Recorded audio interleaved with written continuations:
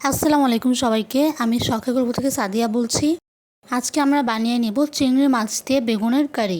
এই কারিটি বানানোর জন্য আমরা প্রথমে বেগুনটিকে হলুদ, লবণ আর অল্প পরিমাণের তেল দিয়ে ভালো করে ভেজে নেব। তেল দিয়ে দেওয়ার পর আমরা 10 মিনিটের জন্য ঢাকনা দিয়ে ঢেকে রেখে দেব। 10 মিনিট পর ঢাকনাটি উঠিয়ে আমরা এটি একটি পাত্রে তুলে নেব। ঠিক এইভাবে আমরা সবগুলো বেগুন ভালো করে ভেজে নেব।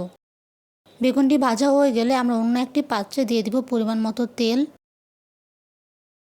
তারপর দিয়ে দিব চিংড়ি মাছ। এখন আমরা এটিকে ভালো করে ভেজে নেব। ভালো করে ভাজা হয়ে গেলে দিয়ে দিব পেঁয়াজ কুচি আর কাঁচামরিচ।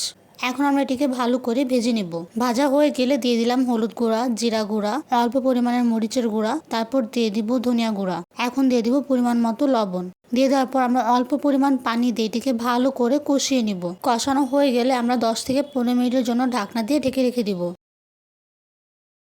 10 থেকে 15 মিনিট পর ঢাকনাটি উঠিয়ে আমরা এটিকে ভালো করে নাড়াচাড়া করে নেব। ভালো করে নাড়াচাড়া করা হয়ে গেলে আমরা দিয়ে দিব ভেজে রাখা বেগুন। তারপর দিয়ে দিব অল্প পরিমাণের পানি। এখন আমরা এটিকে ভালো করে নাড়াচাড়া করে নিব।